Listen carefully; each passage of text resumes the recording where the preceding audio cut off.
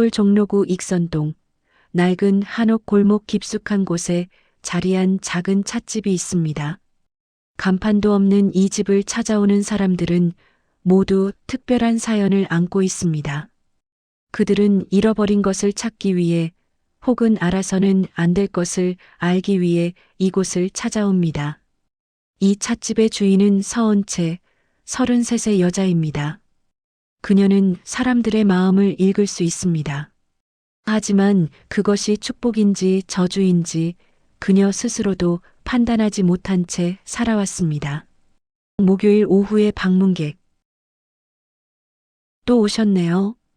은채는 문을 열고 들어서는 여자를 보며 나지막이 중얼거렸습니다. 30대 중반쯤 되어 보이는 그 여자는 지난 한 달 동안 매주 목요일마다 찻집을 찾아왔습니다. 언제나 같은 자리에 앉아 같은 차를 주문했죠. 안녕하세요. 쌍화차 한 잔 주세요. 여자의 목소리는 평온했지만 은채는 알 수 있었습니다. 그녀의 마음속에서 흘러나오는 생각들이 은채의 의식 속으로 스며들었으니까요. 오늘도 그가 오지 않았어. 이제 한 달째야. 정말 끝난 걸까? 아니면 무슨 일이라도 생긴 걸까? 은채는 차를 내리며 여자를 바라봤습니다. 그녀가 기다리는 사람은 이미 다른 여자와 제주도로 떠났습니다. 은채는 지난주에 그 남자의 마음도 읽었으니까요. 우연히 길에서 마주쳤을 때 그의 머릿속은 온통 새로운 연인 생각뿐이었습니다. 하지만 은채는 말하지 않았습니다. 말할 수 없었습니다. 그것이 그녀가 스스로에게 부과한 규칙이었으니까요. 다른 사람의 마음을 읽을 수는 있어도 그것을 함부로 전하지 않는 것, 그것만이 이 능력과 함께 살아가는 유일한 방법이었습니다. 여기 있습니다. 은채가 차를 내려놓자 여자는 고맙다는 말과 함께 미소 지었습니다. 그 미소 뒤에 숨겨진 고통이 은채의 가슴을 찔렀습니다. 문이 다시 열렸습니다. 이번엔 정장을 입은 젊은 남자였습니다. 그는 급하게 주위를 둘러보다가 은채와 눈이 마주쳤습니다. 여기가 서태준 선생님 댁이 맞나요? 은채는 고개를 끄덕였습니다. 아버지를 찾아온 손님이었습니다. 안쪽에 계세요. 들어가시죠. 남자의 마음속에서 다급함과 혼란이 소용돌이쳤습니다. 죽은 형의 핸드폰. 마지막 순간에 형이 뭘 봤는지 알아야 해. 그게 정말 스스로 생을 마감한 것이었는지. 은채는 안쪽 방으로 남자를 안내했습니다. 나무 미닫이를 열자 한복을 입은 노인이 앉아 있었습니다. 백발의 60대 남자, 은채의 아버지 서태준이었습니다. 어서 오게. 태준은 따뜻한 미소로 남자를 맞이했습니다. 그의 눈빛은 깊고 고요했습니다. 수많은 과거를 보아온 사람의 눈빛이었죠. 앉게. 무엇을 알고 싶은가? 남자는 떨리는 손으로 핸드폰을 꺼냈습니다. 형이 죽기 전에 마지막으로 사용한 핸드폰입니다. 형이 정말 스스로 생을 마감한 건지 마지막 순간에 무슨 일이 있었는지 알고 싶습니다. 태주는 천천히 고개를 끄덕이며 손을 내밀었습니다. 그 물건을 건네주게. 하지만 명심하게. 알게 되는 진실이 자네를 자유롭게 할 수도 있지만 평생 짐이 될 수도 있네. 그래도 알고 싶은가? 남자는 잠시 망설이다가 고개를 끄덕였습니다. 태준이 핸드폰을 손에 쥐는 순간 그의 눈이 감겼습니다. 은채는 아버지의 능력이 발현되는 것을 지켜봤습니다. 아버지는 사물을 만지면 그 사물이 마지막으로 사용된 순간을 볼 수 있었습니다. 사람을 만지면 그 사람의 과거가 파노라마처럼 펼쳐졌죠. 몇 분간의 침묵이 흘렀습니다. 태준의 이마에 땀이 맺혔습니다. 그리고 그가 눈을 떴을 때 그의 표정은 무거웠습니다. 자네 형은 옥상에서 누군가와 통화를 하고 있었네. 상대방은 여자였어. 그녀가 협박을 했지. 회사 기밀을 유출한 것을 폭로하겠다고. 형은 무릎을 꿇고 빌었네. 하지만 여자는 냉정했어. 그리고 태주는 잠시 말을 멈췄습니다. 여자가 전화를 끊자 자네 형은 난간에 올라섰네. 그런데 그때 뒤에서 누군가 다가왔어. 검은 후드를 입은 사람이었지. 형은 돌아보려 했지만 그 사람이 형을 밀었네. 남자의 얼굴이 창백해졌습니다. 밀었다고요? 그럼 스스로 생을 마감한 게 아니라 살인이었단 말입니까? 그 사람의 얼굴은 보이지 않았네.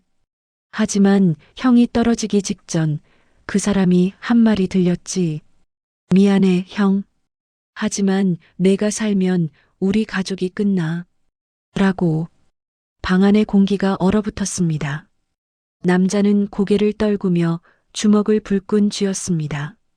은채는 그의 마음에서 배신감, 분노, 그리고 깊은 슬픔이 폭발하는 것을 느꼈습니다.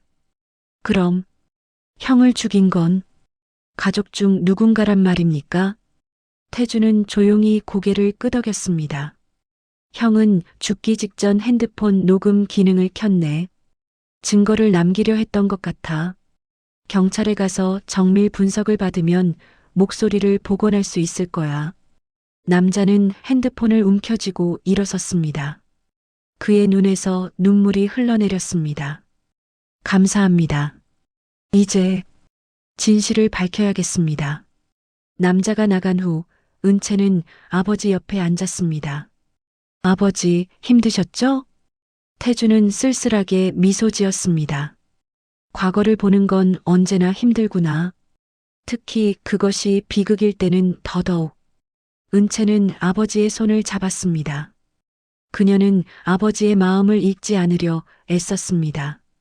가족의 마음만큼은 존중하고 싶었으니까요. 하지만 아버지의 피로와 슬픔은 마음을 읽지 않아도 느껴졌습니다. 어머니의 경고. 그날 저녁 은채는 부모님과 함께 저녁 식사를 했습니다. 익선동 한옥의 작은 마당에는 감나무 한 그루가 서 있었고 가을 햇살이 붉은 감을 비추고 있었습니다. 은채야, 요즘 찻집 손님이 많니? 어머니 강미선이 물었습니다. 60대 중반의 그녀는 여전히 우아했습니다. 하얀 머리를 단정하게 올린 모습이 마치 한 폭의 그림 같았죠. 그럭저럭요. 단골 손님들이 계속 오시고. 은채의 대답에 미선은 고개를 끄덕였습니다. 그러다가 갑자기 딸의 손을 잡았습니다. 순간 은채는 깜짝 놀랐습니다. 어머니가 자신의 손을 잡은 것은 몇 년 만이었으니까요. 어머니는 사람의 미래를 보는 능력이 있었고 그래서 가족조차 함부로 만지지 않았습니다. 미선의 눈이 흐려졌습니다. 그녀는 딸의 미래를 보고 있었습니다. 몇 초 후 미선이 손을 놓았습니다. 그녀의 표정은 심각했습니다. 은채야, 조심해야 해. 무슨 일이 있나요? 곧 일주일 안에 내게 중요한 선택의 순간이 올 거야. 한 남자가 너를 찾아올 텐데 그를 도와주면 내 인생이 완전히 바뀔 거야. 어떻게 바뀌는데요? 미선은 고개를 저었습니다. 그건 내가 어떤 선택을 하느냐에 달려 있어. 나는 두 개의 미래를 봤어. 하나는 내가 평범한 행복을 찾는 미래. 다른 하나는 내가 큰 위험에 빠지지만 동시에 이 세상을 구하는 미래. 은채는 숨을 들이켰습니다. 어머니는 좀처럼 미래에 대해 말하지 않았습니다. 미래를 아는 것이 오히려 그 미래를 망칠 수 있다고 믿었으니까요. 하지만 지금 어머니가 경고를 하고 있다는 것은 그만큼 중요한 일이라는 뜻이었습니다. 엄마는 제가 어떤 선택을 하길 바라세요? 미선은 딸의 얼굴을 오래 바라봤습니다. 엄마는 내가 행복했으면 좋겠어. 하지만 그 선택은 내가 해야 해. 내 마음이 이끄는 대로. 그날 밤 은채는 잠을 이룰 수 없었습니다. 어머니의 말이 머릿속을 맴돌았습니다. 일주일 안에 찾아올 남자. 중요한 선택. 두 개의 미래. 창밖으로 서울의 야경이 보였습니다. 수많은 불빛들이 반짝이고 있었죠. 저 불빛 하나하나가 사람들의 삶이고 그들의 마음이었습니다. 은채는 가끔 이 도시 전체의 마음을 느낄 수 있었습니다. 행복, 슬픔, 분노, 사랑. 모든 감정이 뒤섞인 거대한 바다 같았죠. 내가 과연 올바른 선택을 할 수 있을까? 은채는 자신의 능력에 대해 생각했습니다. 마음을 읽을 수 있다는 것. 그것은 사람들의 가장 깊은 곳을 볼 수 있다는 의미였습니다. 그들의 거짓말, 진심, 두려움, 욕망. 모든 것이 그녀 앞에서는 투명했습니다. 하지만 그것이 과연 선물일까요? 은채는 25살이 될 때까지 이 능력 때문에 고통받았습니다. 사람들과 진정한 관계를 맺을 수 없었죠. 그들의 마음속 이면을 알아버리니까요. 사랑한다고 말하는 남자의 마음속에서 다른 여자를 생각하는 것을 보았고, 친구라고 믿었던 사람의 마음속에서 질투와 시기를 읽었습니다. 그래서 은채는 사람들과 거리를 두기로 했습니다. 찻집을 열어 혼자 살아가기로 했죠. 그것이 유일한 방법이라고 생각했습니다. 비 오는 월요일. 그로부터 사흘 후 월요일 오후였습니다. 서울에 비가 내리고 있었습니다. 은채는 찻집 창가에 앉아 빗소리를 듣고 있었습니다. 손님은 없었고 찻집은 고요했습니다. 그때 문이 열렸습니다. 젖은 머리카락을 한 남자가 들어섰습니다. 30대 후반쯤 되어 보이는 그는 청바지에 검은 재킷을 입고 있었습니다. 그의 눈빛은 지쳐 있었고 어딘가 절박해 보였습니다. 어서 오세요. 은채가 인사하자 남자는 주위를 둘러보며 조심스럽게 다가왔습니다. 여기가 서은채 씨네 맞나요? 그렇습니다만 저는 한지훈이라고 합니다. 형사예요. 남자가 신분증을 보여주었습니다. 서울 서대문경찰서 강력계 형사였습니다. 은채는 남자의 마음을 읽으려 했지만 이상하게도 명확하게 읽히지 않았습니다. 희미하게 불안과 조급함만 느껴질 뿐이었죠. 마치 누군가 의도적으로 마음을 차단하고 있는 것처럼. 이상해. 이런 경우는 처음이야. 무슨 일로 오셨나요? 지우는 잠시 망설이다가 입을 열었습니다. 실은 도움이 필요합니다. 지금 연쇄살인 사건을 수사하고 있는데 아무런 단서를 찾지 못했어요. 그런데 한 제보자가 당신 가족에 대해 얘기하더군요. 당신네 가족이 특별한 능력이 있다고. 은채의 표정이 굳어졌습니다. 누가 그런 말을 했죠? 그건 말씀드릴 수 없습니다. 하지만 저는 지푸라기라도 잡는 심정입니다. 지금까지 5명이 죽었어요. 그리고 범인은 다음 희생자를 예고했습니다. 지훈이 사진 몇 장을 꺼내 테이블에 놓았습니다. 은채는 그 사진들을 보고 얼굴을 찡그렸습니다. 잔혹한 살해 현장이었습니다. 모든 피해자는 20대 후반에서 30대 초반 여성입니다. 특별한 공통점은 없어요. 직업도 다르고 사는 지역도 달라요. 하지만 범인은 매우 계획적으로 범행을 저지릅니다. 흔적을 전혀 남기지 않죠. 은채는 사진을 밀어냈습니다. 죄송하지만 저희는 경찰 수사를 돕지 않습니다. 제발입니다. 지훈의 목소리에 절박함이 묻어났습니다. 다음 희생자는 제 동생일지도 몰라요. 은채는 그제야 지훈을 똑바로 바라봤습니다. 그리고 그의 마음속으로 조금 더 깊이 들어가 봤습니다. 차단막 너머로 희미하게 보이는 것은 한 여자의 얼굴이었습니다. 지훈과 닮은 젊은 여자. 그의 여동생이었죠. 동생분이 위험하다고 생각하시는 이유가 있나요? 지훈은 고개를 끄덕이며 또 다른 사진을 꺼냈습니다. 어제 동생에게 이런 편지가 왔어요. 편지에는 짧은 메시지가 적혀 있었습니다. 너는 6번째다. 11월 30일 자정. 내가 가장 안전하다고 느끼는 곳에서 만나자. 은채는 숨을 들이켰습니다. 오늘이 11월 25일이었습니다. 5일밖에 남지 않았습니다. 경찰에서 보호하고 계시겠죠? 물론입니다. 하지만 그것만으로는 부족해요. 이 범인은 평범하지 않습니다. 마치 피해자들의 일상을 모두 알고 있는 것처럼 행동해요. CCTV도 피하고 어떤 흔적도 남기지 않죠. 은채는 잠시 고민했습니다. 어머니의 말이 떠올랐습니다. 일주일 안에 한 남자가 찾아올 것이다. 바로 이 사람이었을까요? 알겠습니다. 하지만 조건이 있어요. 뭐든 들어드리겠습니다. 저는 피해자 가족들을 직접 만나고 싶어요. 그들의 마음을 읽으면 뭔가 단서를 찾을 수 있을지도 몰라요. 그리고 우리 아버지께서 범행 현장의 물건들을 만져보셔야 해요. 지우는 즉시 고개를 끄덕였습니다. 감사합니다. 정말 감사합니다. 그의 마음에서 터져나오는 안도감과 희망이 은채에게 전해졌습니다. 그리고 동시에 깊은 곳에 숨겨진 죄책감도 느껴졌습니다. 이상해.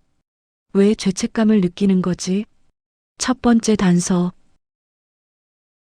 그날 오후 은채는 아버지와 함께 서대문 경찰서를 찾아갔습니다. 지훈이 작은 회의실로 그들을 안내했습니다. 테이블 위에는 증거물 상자들이 놓여 있었습니다. 첫 번째 피해자 김수진 씨의 물건입니다. 태주는 천천히 상자를 열었습니다. 안에는 목걸이 하나가 들어 있었습니다. 그가 목걸이를 집어들자 눈을 감았습니다. 은채는 아버지의 얼굴을 지켜봤습니다. 태준의 이마에 주름이 깊어졌습니다. 이 목걸이는 선물이었군. 남자친구가 준 것이야. 그런데 태준이 잠시 말을 멈췄습니다. 목걸이가 끊어진 순간이 보여. 어두운 곳이야. 지하 같은 곳. 그녀는 도망치려 했어. 하지만 누군가 뒤에서 그녀의 목을 잡았지. 그리고 태준이 눈을 떴습니다. 그의 얼굴은 창백했습니다. 범인의 손이 보였어요. 특이한 점이 하나 있었는데 왼손 약지에 흉터가 있었습니다. 화상 자국 같았어요. 지훈이 즉시 수첩에 메모했습니다. 다른 건 없었나요? 범인의 얼굴이나 목소리 같은 건? 태준은 고개를 저었습니다. 물건이 본 것만 볼 수 있어요. 목걸이의 시점에서는 범인의 얼굴이 보이지 않았습니다. 은채가 나섰습니다. 피해자 가족들을 만나볼 수 있을까요? 지우는 고개를 끄덕이며 그들을 다른 방으로 안내했습니다. 거기에는 중년의 여자가 앉아 있었습니다. 첫 번째 피해자 김수진의 어머니였습니다. 어머님, 이분들이 수사에 도움을 주러 오셨습니다. 여자는 지친 눈으로 은채를 바라봤습니다. 은채는 그녀에게 다가가 손을 내밀었습니다. 안녕하세요. 마음이 많이 힘드시죠? 여자가 은채의 손을 잡는 순간 그녀의 마음이 홍수처럼 밀려왔습니다. 슬픔, 분노, 후회, 죄책감, 모든 감정이 뒤섞여 있었습니다. 그리고 은채는 그 속에서 한 가지 기억을 발견했습니다. 수진이가 죽기 일주일 전 누군가 집 앞에서 서성이고 있었어. 수진이한테 물어봤더니 그냥 지나가는 사람이라고 했는데 그때 더 물어봤어야 했어. 은채가 조심스럽게 물었습니다. 어머님, 혹시 수진 씨가 죽기 전에 이상한 일이 있었나요? 누군가 따라다니거나 수상한 사람을 본 적은 없으셨나요? 여자가 눈을 크게 떴습니다. 어떻게? 맞아요. 일주일 전쯤에 집 앞에 수상한 사람이 있었어요. 까만 모자를 쓰고 있었는데 한참 동안 우리 집을 보고 있더라고요. 하지만 수진이가 괜찮다고 해서 지훈이 재빨리 메모했습니다. 그 사람의 특징을 좀 더 자세히 말씀해 주실 수 있나요? 키가 좀 컸어요. 175cm쯤? 그리고 왼손으로 전화기를 들고 있었어요. 은채와 태준이 눈을 마주쳤습니다. 왼손잡이, 왼손 약지에 화상 흉터, 조각이 맞춰지기 시작했습니다. 숨겨진 연결고리. 그날 저녁 은채는 나머지 피해자 가족들을 만났습니다. 두 번째 피해자의 아버지, 세 번째 피해자의 남편, 네 번째 피해자의 언니, 다섯 번째 피해자의 친구. 모든 만남에서 은채는 같은 패턴을 발견했습니다. 피해자들은 죽기 일주일 전부터 누군가에게 미행당하고 있었습니다. 하지만 경찰에 신고할 만큼 확실한 증거는 없었죠. 그리고 모든 피해자의 가족들은 한 가지 공통된 기억을 가지고 있었습니다. 검은 모자를 쓴 남자, 왼손으로 전화기를 들고 있던 사람. 회의실로 돌아온 은채는 지훈에게 말했습니다. 범인은 피해자들을 최소 일주일 전부터 스토킹했어요. 그들의 일상을 철저히 파악한 후 범행을 저질렀죠. 그리고 한 가지 더. 은채는 잠시 말을 멈췄습니다. 뭔가 더 있나요? 피해자들에게는 공통점이 없다고 하셨죠? 하지만 한 가지가 있어요. 모든 피해자의 가족들이 같은 감정을 느끼고 있었어요. 바로 죄책감이요. 지훈이 의아한 표정을 지었습니다. 죄책감요? 네. 첫 번째 피해자의 어머니는 딸이 수상한 남자에 대해 말했을 때 더 관심을 기울이지 못한 것을 후회하고 있었어요. 두 번째 피해자의 아버지는 딸이 늦은 시간에 혼자 다니는 것을 막지 못한 것을 자책하고 있었죠. 세 번째 피해자의 남편은 아내가 두려움을 호소했을 때 대수롭지 않게 여긴 것을 후회하고 있었고요.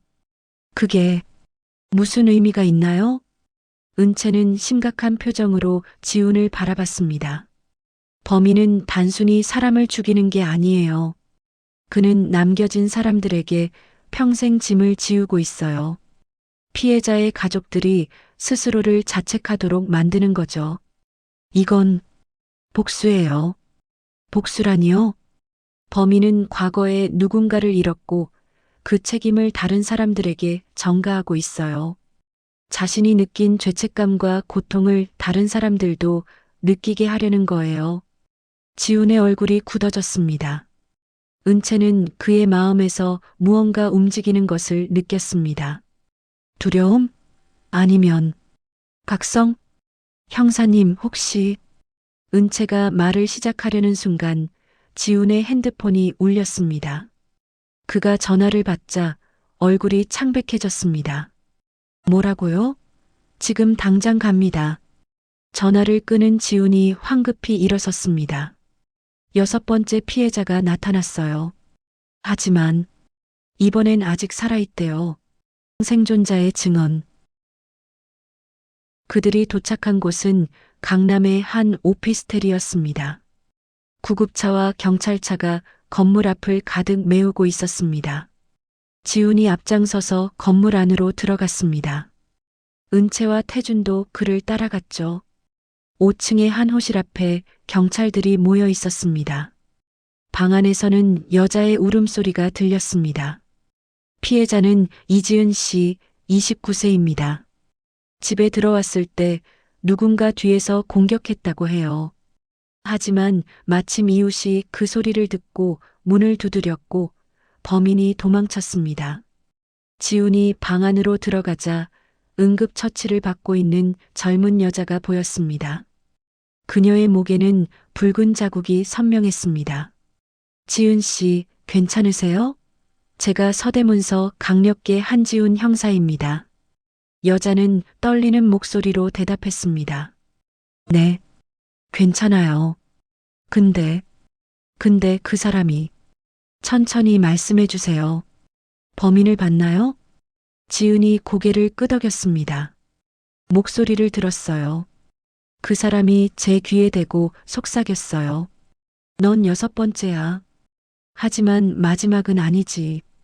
진짜 목표는 따로 있어. 라고요. 은채와 지훈의 눈이 마주쳤습니다. 진짜 목표가 따로 있다니? 다른 특징은 없었나요? 왼손으로 제 목을 조르고 있었어요. 그리고 손에서 이상한 냄새가 났어요. 약품 같은 냄새. 은채가 조심스럽게 다가갔습니다. 지은 씨, 제가 손을 잡아도 될까요? 당신이 본 것을 제가 느낄 수 있을지도 몰라요. 지은은 의아한 표정으로 은채를 바라봤지만 고개를 끄덕였습니다. 은채가 그녀의 손을 잡는 순간 지은의 공포가 파도처럼 밀려왔습니다. 그리고 그 속에서 은채는 범인의 모습을 흐릿하게 볼 수 있었습니다.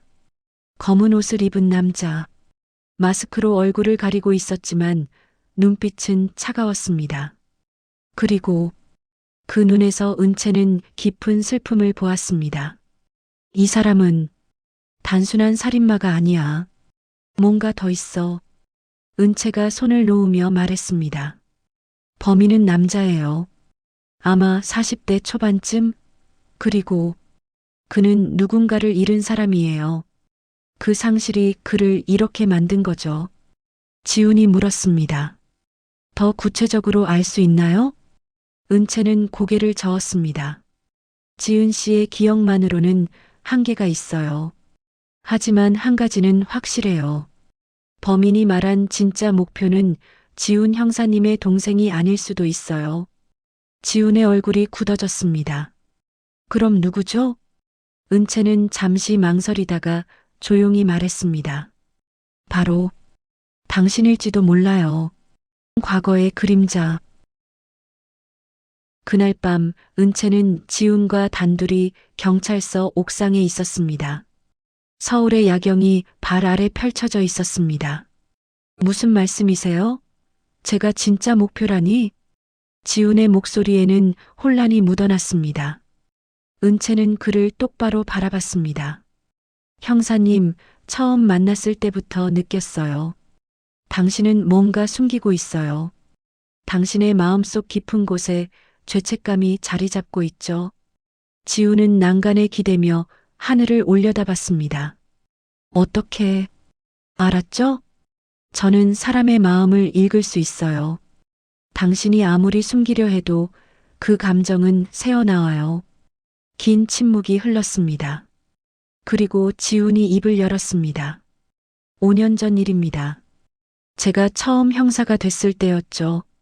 한 여고생 실종 사건을 맡았어요. 박서연이라는 17살 아이였습니다. 지훈의 목소리가 떨렸습니다. 저는 그 사건을 열심히 수사했어요. 단서들을 모으고 목격자들을 찾아다녔죠. 그리고 마침내 범인을 좁혔어요. 한 남자였죠. 하지만 증거가 부족했어요. 상부에서는 영장 발부가 어렵다고 했죠. 더 확실한 증거를 찾으라고 했어요. 그래서 저는 이틀을 더 기다렸습니다. 지훈의 주먹이 떨렸습니다. 그 이틀 사이에 서연이가 죽었어요. 범인은 증거를 인멸하고 도주했죠. 우리가 그를 잡았을 때는 이미 늦었어요. 서연이는 이미 차가운 시체로 발견됐죠. 은채는 지훈의 고통을 고스란히 느낄 수 있었습니다. 그 죄책감이 5년 동안 그를 짓눌러 왔다는 것을. 그 범인은 지금 어디 있나요? 3년형을 받고 2년 전에 출소했어요. 이름은 박민수, 서연이의 아버지였습니다. 은채는 숨을 들이켰습니다. 아버지가 딸을 죽였다고요? 지훈이 고개를 끄덕였습니다. 서연이는 아버지의 학대를 견디다 못해 집을 나왔어요. 하지만 박민수는 딸을 찾아내 살해했죠. 그리고 재판에서 그는 이렇게 말했어요. 내 딸을 제대로 보호하지 못한 경찰이 더 나쁘다. 너희들도 똑같은 고통을 느껴봐라. 라고. 은채의 등골이 서늘해졌습니다. 설마 박민수가 범인이라는 거예요? 확신할 수는 없어요. 하지만 모든 게 맞아떨어져요. 그는 왼손잡이고 과거에 화학 공장에서 일하다가 왼손에 화상을 입었죠. 그리고 출소 후 행방이 묘연해요. 은채는 휴대폰을 꺼내 아버지에게 전화했습니다. 아버지, 중요한 일이 생겼어요. 박민수라는 사람에 대해 조사해 주실 수 있나요? 그가 사용했던 물건이나 그와 접촉했던 사람이라도 찾아야 해요. 전화를 끊은 은채가 지훈에게 말했습니다. 아버지께서 도와주실 거예요. 하지만 그 전에 당신 동생을 안전한 곳으로 옮겨야 해요. 만약 박민수가 범인이라면 그는 당신의 가족을 노릴 거예요.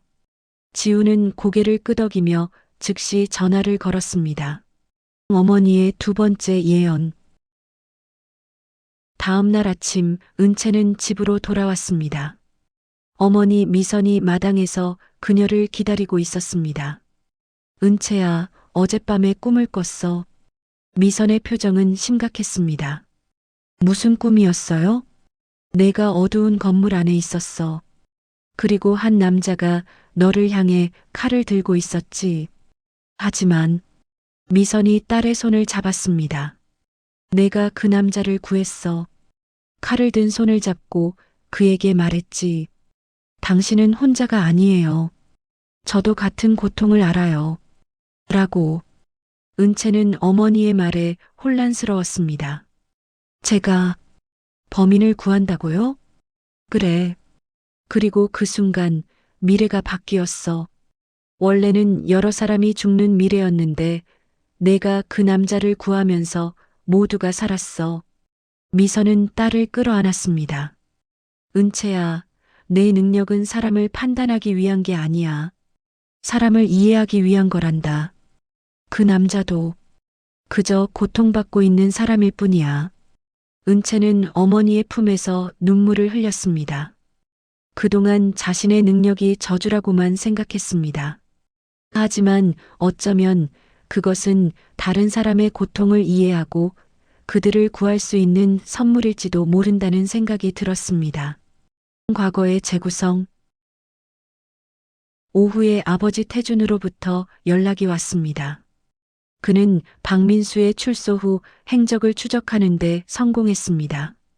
경찰서에 모인 은채, 태준, 지훈 앞에 조사 결과가 놓여 있었습니다. 박민수는 출소 후 서울 외곽의 한 폐공장에 머물고 있었습니다. 그곳은 옛날 그가 일하던 화학 공장이었죠. 태준이 설명했습니다. 저는 그곳에 남아있던 그의 물건들을 만져봤어요. 그리고 그의 과거를 봤습니다. 태준의 눈빛이 슬퍼졌습니다. 박민수는 원래 나쁜 사람이 아니었어요. 그는 아내를 일찍 여의고 홀로 딸을 키웠죠. 하지만 실직하고 술에 빠지면서 변하기 시작했어요. 그리고 어느 날 술에 취해 딸을 때렸죠. 서연이는 집을 나갔고, 그리고 아버지가 딸을 찾아내 살해했군요. 지훈이 쓴웃음을 지었습니다. 하지만 그게 그를 정당화하진 못해요. 물론입니다. 태준이 고개를 끄덕였습니다. 하지만 제가 본 건 그게 다가 아니에요. 딸을 죽인 후 박민수는 스스로 생을 마감하는 것을 시도했어요. 하지만 실패했죠. 그리고 감옥에서 3년을 보내는 동안 그는 자신을 철저히 자책했어요.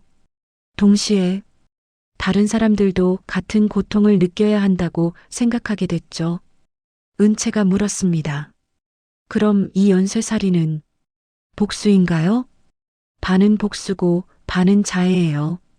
다른 사람들에게 고통을 주면서 자신도 더 큰 죄책감에 빠지는 거죠.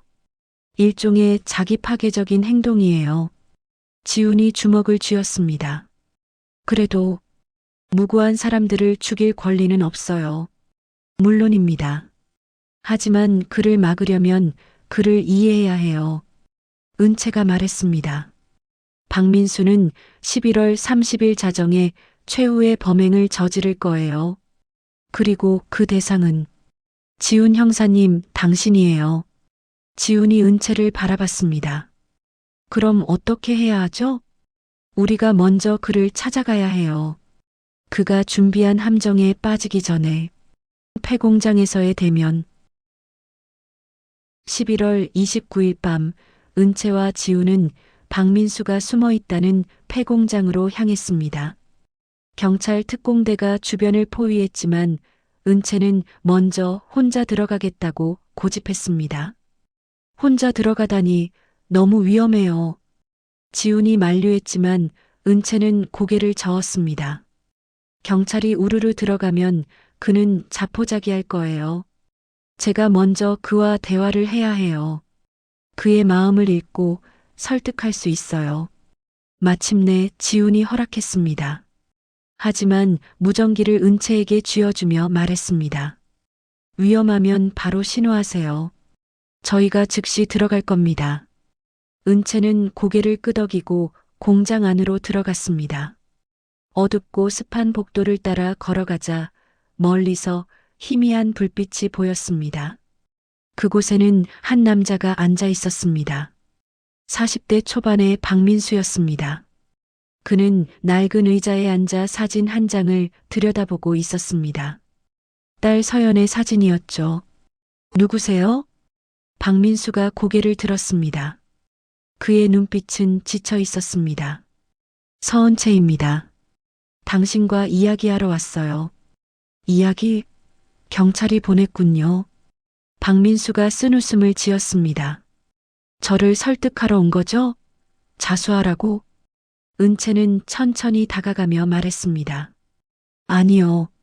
저는 당신을 이해하러 왔어요. 박민수의 눈빛이 흔들렸습니다. 이해? 당신이 뭘 이해한다는 거죠?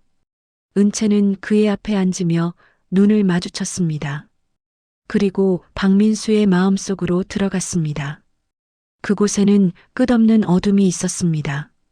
죄책감, 후회, 자기 혐오. 모든 부정적인 감정이 소용돌이치고 있었죠. 하지만 그 깊은 곳에 아주 작은 빛이 있었습니다. 딸에 대한 사랑. 그것만이 그를 아직 살아있게 하는 이유였습니다. 당신은 딸을 사랑했어요.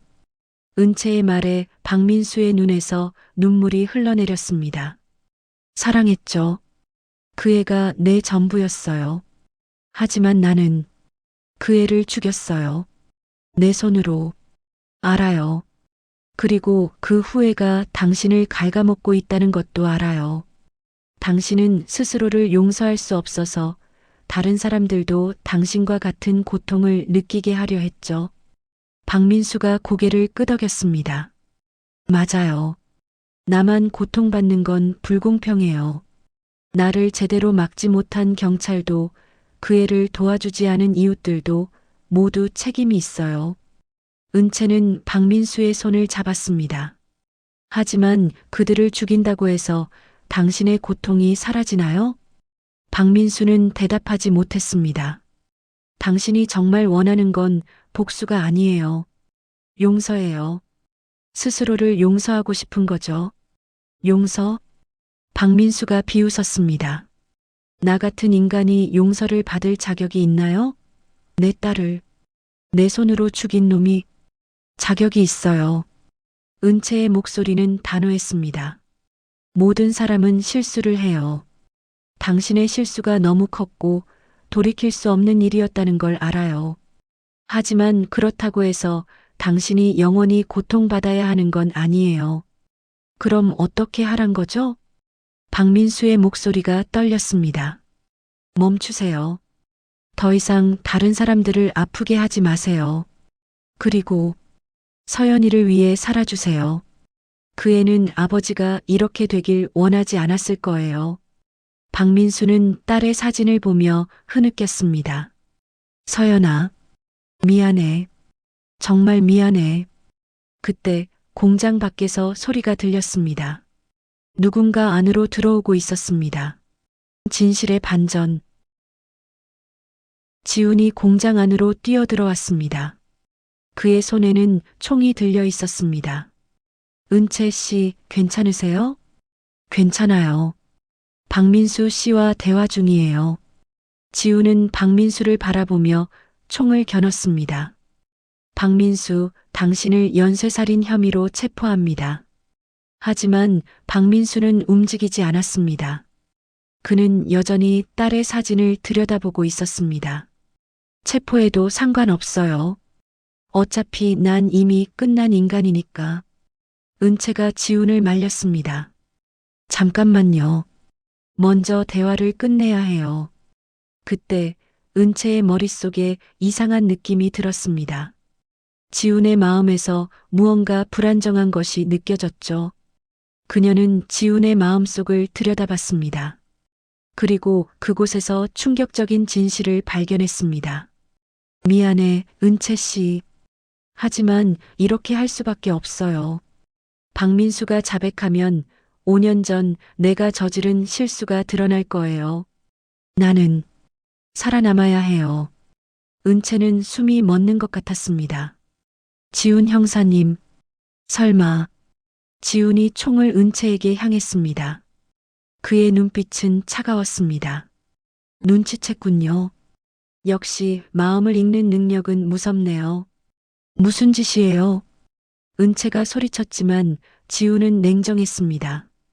박민수가 자백하면 제가 5년 전에 증거를 조작했다는 게 밝혀져요.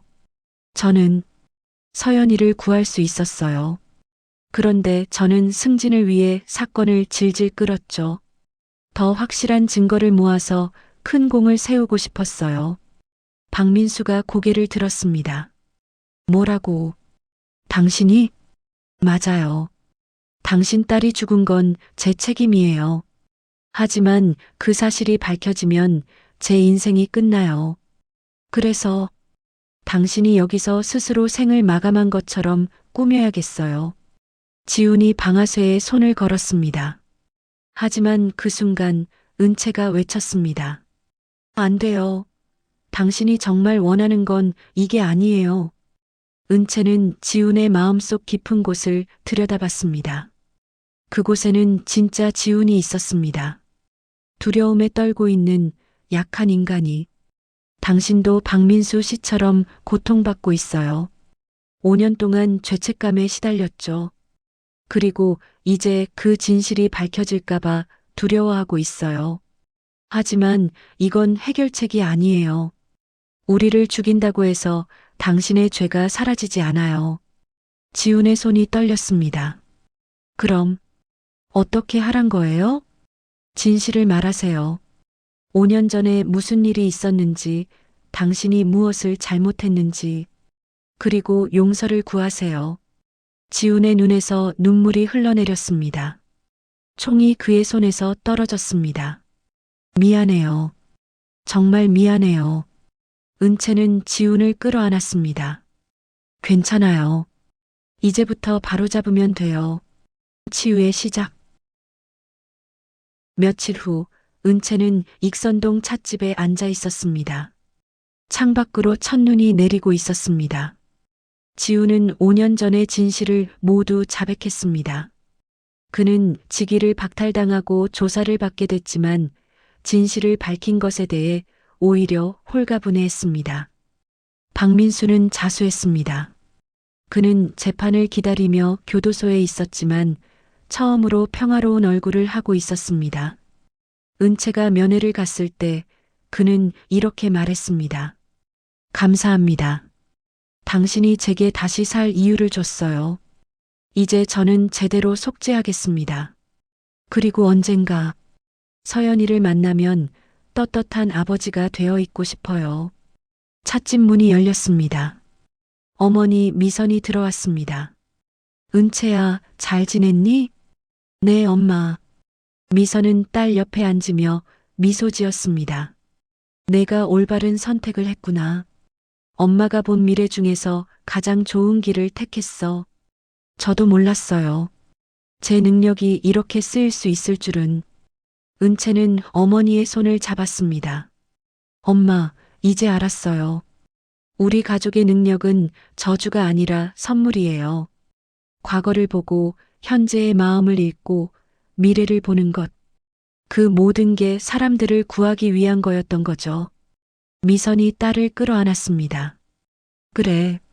이제 내가 진짜 이해했구나. 그날 저녁 은채는 부모님과 함께 저녁을 먹었습니다. 아버지 태준이 술잔을 들었습니다. 우리 가족을 위해 건배하자. 과거와 현재와 미래를 함께 보는 가족. 세 사람이 잔을 부딪혔습니다. 그리고 은채는 깨달았습니다. 혼자가 아니라는 것을, 자신의 능력을 이해하고 받아들여주는 가족이 있다는 것을, 그리고 이 능력으로 누군가를 도울 수 있다는 것을. 새로운 시작.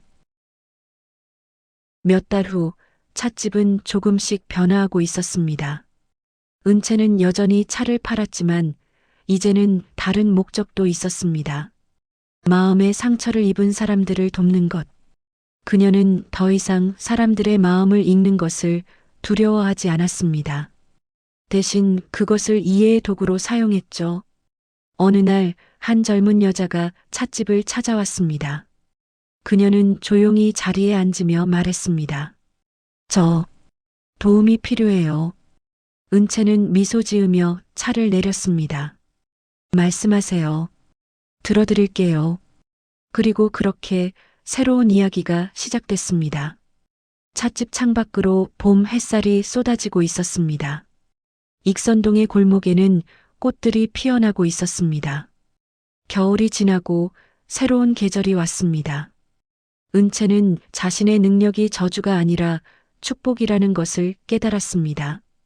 그리고 그 능력으로 세상을 조금 더 나은 곳으로 만들 수 있다는 것을. 과거를 보는 아버지, 현재의 마음을 읽는 딸, 미래를 보는 어머니, 세 개의 시선이 모여 하나의 진실을 만들어냈습니다. 그것은 바로 이해와 용서의 힘이었습니다. 세 개의 시선의 이야기를 들어주셔서 감사합니다. 우리 모두는 각자의 과거와 현재와 미래를 안고 살아갑니다. 때로는 그것이 무겁게 느껴지지만 서로를 이해하고 용서한다면 우리는 더 나은 내일을 만들 수 있습니다. 여러분도 오늘 누군가의 마음을 이해하려 노력해 보는 건 어떨까요? 그것이 세상을 바꾸는 첫걸음이 될 수 있습니다. 좋은 하루 되세요.